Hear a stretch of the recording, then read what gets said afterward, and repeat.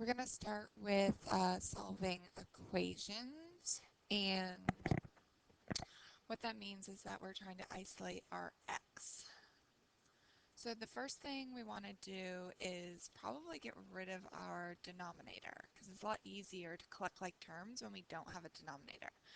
So in order to do that, we're going to multiply every single term by 3. So remember, terms are separated by additions or subtractions or equal signs. So when I multiply that first term by 3, it's going to cancel, and I'm left with 6 minus 2, x minus 4.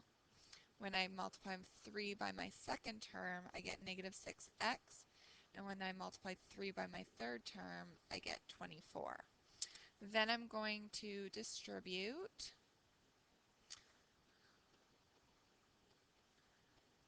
and then I'm going to collect like terms. So if I collect my x's together, I get negative 8x. And if I collect 24 and I subtract 8 and 6, I get 10. Then to get x by itself, I divide both sides by negative 8, and I simplify always. So my solution is negative 5/4. Okay, for this one, I need to always be aware of my parentheses. So I'm going to simplify what's inside first. So I get 2x plus 14.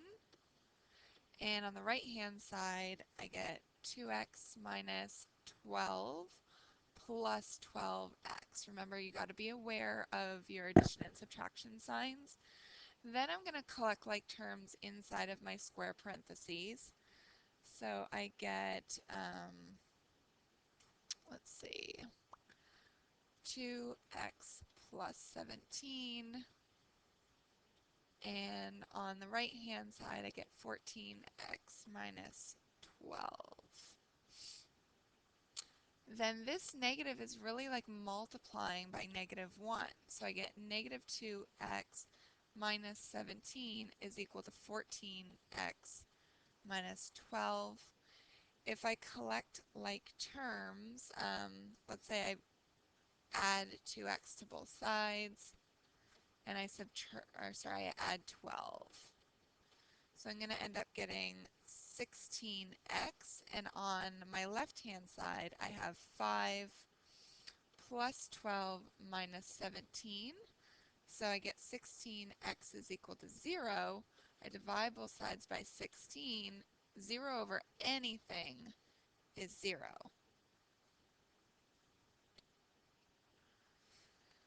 This one's a little bit more complex because fractions. So like I said, we want to try and get rid of our fractions, but let's distribute first to get rid of this parentheses. So I'm going to multiply in.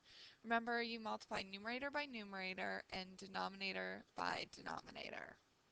This is the same as 3 over 1. So I get negative 9/4.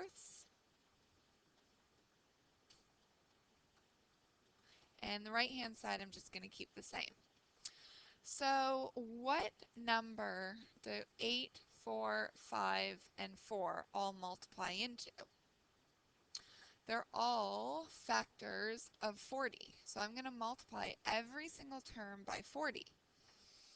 So when I multiply this first one by 40, 8 goes into 40 5 times, so I'm left with 5 times 3, which is 15x. When I multiply the second one by 40, 4 goes into 40 10 times, and then I multiply 9 times 10, so I get 90. 5 goes into 40 8 times. 8 times 2 is 16. Then I'm going to carry my equal sign down. I get my 40 again. 4 goes into 40 10 times, so I get 10 times 1, which is 10. And then for this one, I just have 40 times 7, which is 280. This is much easier to work with, so I'm just going to collect like terms. If I subtract 10x from both sides, I get 5x. And then I have my 280. If I add my 90 and subtract my 16, I end up getting 354. Divide by 5. And so x is 354 over 5. It's not pretty, but it works.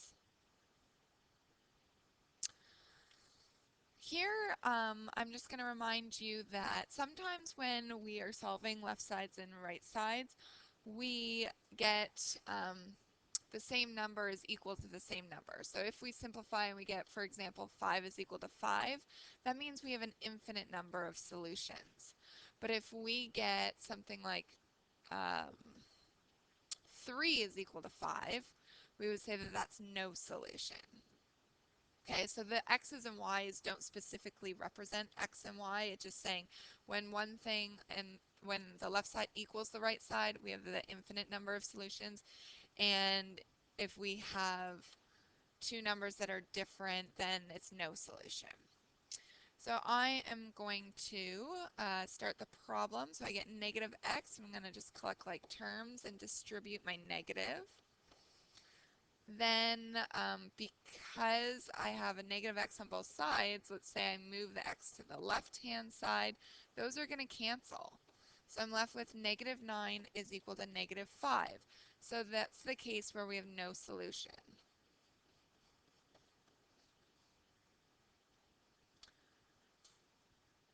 First step is always to distribute, so I get 2x minus 12 is equal to negative 5x minus 12 plus 7x. I collect like terms, so I get 2x minus 12 on my right-hand side, which actually matches my left-hand side. So if the left-hand side is equal to the right-hand side, that's all solutions.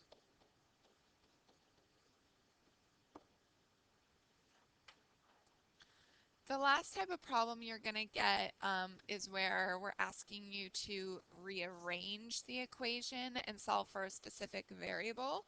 So in this question, it's asking you to isolate the y and solve for y. So the question is negative 1/2 x minus 4/5 y is equal to 19. And then this means solve for y. So if I want to isolate my y, right now, I think what I'm going to do is get y on one side. So I'll bring my 19 to the left-hand side by subtracting it, and I'll bring my 4/5 y to the right-hand side by adding it. Then to get y by itself, I'm going to multiply both sides by 5/4. And the reason I did that is because then I get 20 over 20, and that cancels. So my y is left alone. I need to multiply through, so I end up getting 5 over 8x, numerator by numerator, denominator by denominator. This is over 1, so minus 95 over 4. So I've isolated it in terms of y. For this one, it's saying isolate your h. So I have v is equal to 1/3 pi r squared h. So right now I need to multiply both sides by 3. That will cancel my 1/3. So I'm left with pi r squared h and 3v. I can divide both sides by pi r squared. And that cancels, so I'm left with h is equal to 3v over pi r squared. And the last question we're going to look at, we're going to solve for C. So the conversion of Celsius to Fahrenheit. I want to isolate my C, so I'm going to subtract 32 from both sides. And then I will multiply both sides by 9/5. So we get 45 over 45, that cancels, and I get 9/5. Whatever we do to one side, we do the other side. Then I will distribute it, so 9/5 f minus 288 over 5. And that is my answer.